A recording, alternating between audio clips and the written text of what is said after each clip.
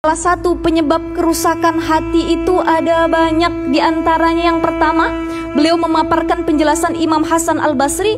Yang pertama adalah orang yang gemar berbuat dosa atau maksiat dan dia berharap dosanya akan diampuni. Padahal dia nggak tahu apakah besok dia masih hidup, apakah besok dia masih bisa narik nafas, beraktivitas seperti sedia kala. Itu yang pertama. Jadi belum tentu juga Allah mengampuni dosanya. Ini yang pertama, hal yang bisa merusak hati kita sehingga hati kita ternoda dan masuk banyak penyakit hati di dalamnya. Yang kedua adalah banyaknya orang berilmu tapi tidak mengamalkan. Fa'alimun bi'ilmihi lam ya'malan mu'adzabun min qabli ubadil wasan dalam kitab Zubat.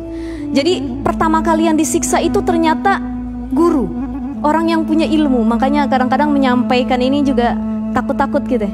Abis nyampein kita muhasabah, ya Allah udah saya kerjakan atau belum. Jadi ada dua tipe kenapa orang tidak mengamalkan ilmunya. Yang pertama, dia punya ilmu banyak, sangat pintar, sangat alim, tapi dia tidak punya keberanian untuk menyampaikannya, maka ilmunya hanya sebagai koleksi belaka. Yang kedua, ada orang punya ilmu, dia sampaikan, dia amalkan, dia gembor-gembor di mana-mana, tapi kaburo maqtan indallah an taqulu ma la taf'alun. Dia cuman pinter ngomong, tapi tidak pintar dalam mengamalkan. Ya Allah, ini kena banget sama kita sebenarnya, Masya Allah. Mudah-mudahan Allah jadikan kita para pendakwah bukan hanya berbicara, tapi juga bisa mengamalkan isinya.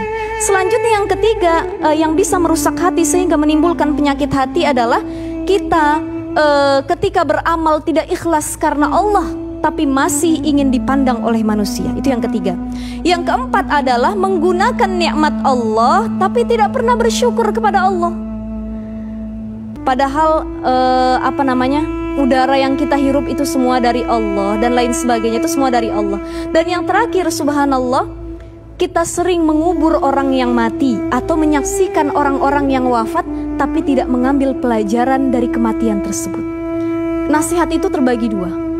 Pertama, nasihat yang bisautin wa harfin, nasihat yang ada suaranya, ada hurufnya, itulah Al-Quran. Ada nasihat yang kedua.